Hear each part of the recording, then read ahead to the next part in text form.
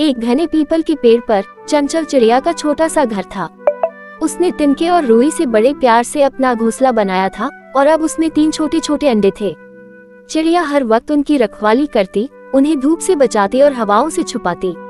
उसे अपनी नन्ही जानों की बहुत चिंता थी। उसी पेड़ पर एक दुष्ट कौवा भी रहता था। उसका नाम था काला। काला बहुत ही बदमाश और लालची था। उसे दूसरों के घोंसले में झांकना और उनके अंडों को चुराना बहुत पसंद था। उसने कई बार चिड़ियों के अंडे चुराए थे और उन्हें खा गया था। एक दिन जब चिड़िया भोजन की तलाश में बाहर गई तो काला उसे देख रहा था। वो जानता था कि चिड़िया घोंसले में नहीं है और यही सही मौका है उसके अंडों को चुराने का। काला धीरे धीरे उड़ता हुआ चिड़िया के घोंसले के पास पहुंचा। उसने घोंसले में झांका और 3 छोटे छोटे सफेद अंडे देखकर उसकी आंखें चमक उठी। जैसे ही काला घोंसले पर मंडराया, चिड़िया खाना लेकर लौट आई। उसने काला को देखा तो उसकी जान अटक गई। वह समझ गई कि काला उसके अंडों को चुराने आया है। वह तुरंत घोंसले पर बैठी और काला की तरफ देखकर अपनी चोंच से तेज आवाज निकालने लगी।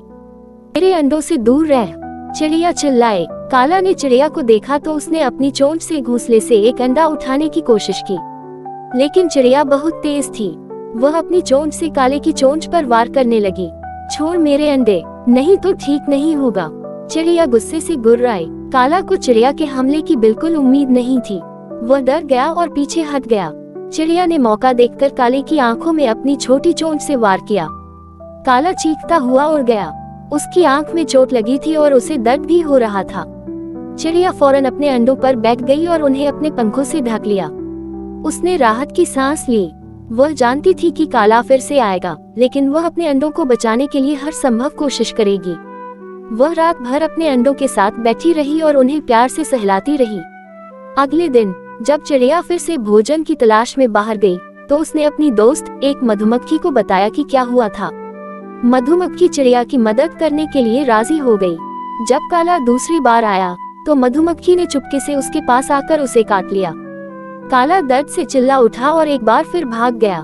चिड़िया ने इस तरह अपनी सूझबूझ और हिम्मत से अपने तीनों अंडों को काले कौवे से बचा लिया।